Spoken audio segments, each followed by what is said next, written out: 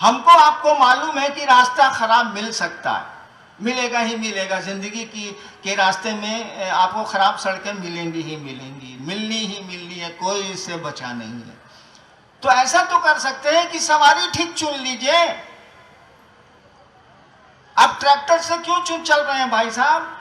आप टायर गाड़ी बैलगाड़ी से क्यों चल रहे हैं भाई साहब?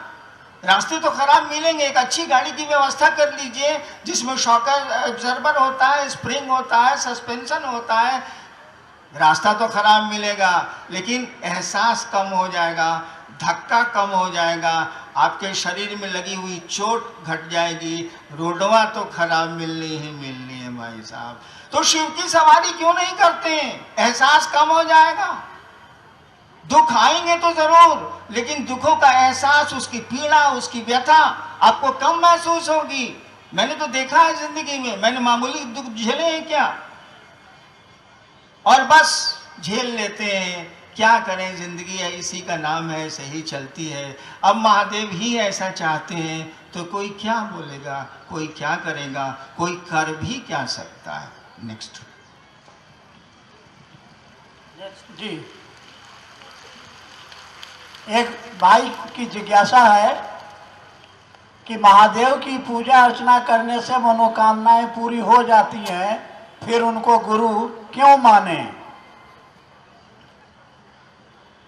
एक भाई ने पूछा है कि महादेव की कामना, ये पूजा अर्चना करने से मनोकामना पूर्ण हो जाती है, उनको गुरु क्यों माने।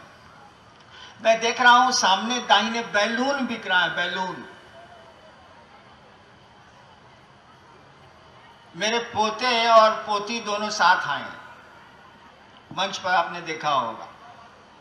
बैलून देख के उन लोगों को लग रहा है कि देखिए एकदम ही तो प्राइम मिनिस्टर का पद है, साला हमको चाहबे कीजिए।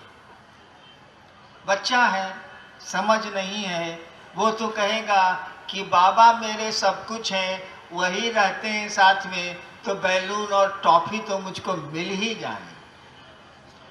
उसको जरा ज्ञान दे दीजिए, उसको जरा कॉलेज तक जाने दीजिए, तब बैलून हमारी आपकी तरफ देख के कहेगा, सोचेगा, उधर ध्यान भी नहीं देगा। बच्चे उधर ही ध्यान दिए हुए हैं और वो ध्यान भी नहीं देगा। जानते हैं हम लोग कि बैलून से जिंदगी नहीं चलती है, टॉफी से पेट नहीं भरता है, प्लास्टिक के खिलौने से जिंदगी खेलती नहीं है। जिंदगी तो अपने दुख और सुखों के खेल में अपने को शामिल करती है। आपकी मनोकामनाएं पूरी हो जाती हैं शिव की अर्चना से। गोरी तेरा आंचल कितना, भाई साहब आपकी मनोकामना कितनी बड़ी है, सोने बताइए। क्या चाहते हैं आप शिव से? इतनी छोटी छोटी चीज चाहते हैं ना कि आप सुनेंगे ध्यान से तो आपको हंसी लगेगी। क्या रे, क्या हम शिव से मांग रहा है? जो चीजें बहुत नीचे मिल सकती थी, क्या शिव से मांग रहा है?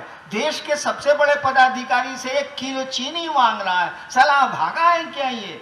लेकिन उसको ज्ञान 1 किलो चीनी का ही है, तो आपको कहाँ से शिव पद मांगेगा, कहाँ से अपने बारे में ज्ञान मांगेगा, कहाँ से दुनिया के बारे में वो जानना चाहेगा? उसकी तो सीमाएं हैं, उसकी समझ उतनी ही है। उसको गुरु के पास भेज दीजिए और तब पूछिए कि शिव क्या दे सकते हैं। कहेगा वो जो दे सकते हैं कोई नहीं दे सकता।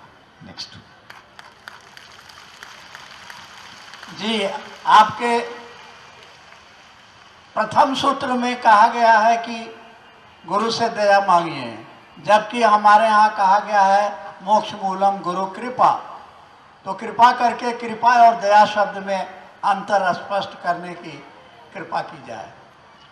अरे कृपा का मानी होता है करो और पाओ, सीधा बात। अर्थ तो कृपा का ऐसा नहीं है। समझने के लिए मैं कहता हूँ कृपा करो और पाओ। नौकरी कीजिएगा तो छुट्टी मिलने की कृपा आप पर होगी, पेंशन मिलेगा। नौकरी नहीं कीजिएगा तो रिक्शे वाले को सरकार छुट्टी नहीं देती है, वो करता ही नहीं है तो पाएगा कहाँ से? तनख्वाह उसको नहीं मिलती है सरकारी, क्योंकि नौकरी करता ही नहीं है, तो तनख्वाह कहाँ से मिलेगी? कृपा का मानी होता है करो और पाओ। तपस्या करो और तब मिलेगा, नमः शिवाय करो तब मिलेगा, दया मांगो तब मिलेगा। हम लोग कहा कि महादेव का मामला है, ये छोट मोट मामला नहीं है भैया। शिवे गुरु है, अब उनसे बड़ा गुरु होता है ईश्वरी है, उनसे बड़ा गुरु होता ही नहीं है। हम लोग के जैसा फटीचर आदमियों नहीं होता है। हम लोग कहा कि कृपा मांगेंगे तो फंस जाएंगे, कहेंगे करो तो देते हैं। हम लोग यहाँ साला फटीचर आदमी करेंगे कौन चीज, साला अपना दाल भात का फिक्र से दूसरा चिंता ही नहीं है, उसी में फंसे हुए हम लोग। हम लोग कहा कि हे महादेव आप दया करिए। दया का मानी होता है कि कुछ नहीं किए तब वो चाहिए। दया का मानी होता है कुछ नहीं किए तब भी चाहिए, जिसको मर्सी बोलते हैं। जहाँ नियम नहीं चलते वहां दया होती है। अरे आप लोग बरसते का नहीं है भाई, गजवाल है। दया का मानी होता है कुछ भी नहीं किया है तब भी चाहिए, सब गड़बड़ हो गया है तब भी हमको सही चीज चाहिए। दया का मानी होता है मन यानी मर्सी, दया। कृपा का मानी होता है करो और पाओ, करोगे तो मिलेगा। चलिए नेक्स्ट। जी, सोनारपुर से प्रीति गुरु बहन का की जिज्ञासा है कि शिव को गुरु बनाने से हमें क्या मिलेगा? शिव को गुरु बनाने से हमें क्या मिलेगा आप बताइए। पढ़ने से आपको क्या मिलेगा भाई जी? शिव भी गुरु मिलेंगे होंगे तो आपको शिव बनाएंगे। जिंदगी में जीने की कला तो सीख लीजिएगा, दुखों से निकलने का उपाय तो सीख लीजिएगा। शिव में मिलेंगे, आप क्या हैं ये जान तो जाइएगा। नेक्स्ट। जी, शिव शिष्यता में भोजन की पवित्रता और विचार की पवित्रता पर कोई जोर नहीं दिया गया है, ऐसा क्यों?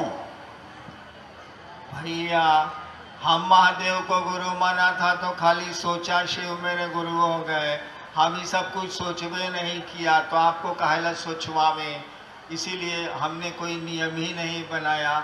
और शिव जब गुरु होंगे उनका शिष्य बनने के लिए तो भाई समुद्र का मछुआरा भी बनेगा, वो मछलियों पर जीवन पालने वाले लोग भी बनेंगे, सब्जी पर अपना जीवन चलाने वाले लोग भी बनेंगे। शिव गुरु होंगे तो इन नियमों को कैसे लागू कर सकते हैं आप? नियम तो गुरु का चलेगा ना, शिष्य का तो नहीं चलता है। चलिए नेक्स्ट। जी, एक भाई ने जानना चाहा है कि यह गुरु दक्षिणा क्या होती है? अब मैं नहीं बोलने जा रहा।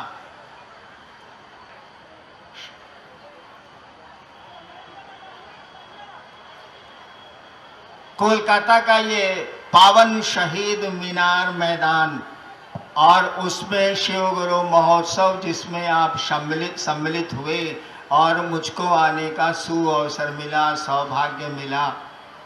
आप जानते हैं मैं महादेव का चेला हूं, आप भी महादेव के चेला हैं। शिष्य जैसा आचरण करिए, साधु जैसा बर्ताव करिए। ऐसे भी मैंने बिहार यूपी सब में महोत्सव बंद कर दिए हैं, अब लगता है बंगाल में भी बंद करूंगा। कृपया आप लोग अपने अपने आचरण, अपने लक्षण को सुधार करिए।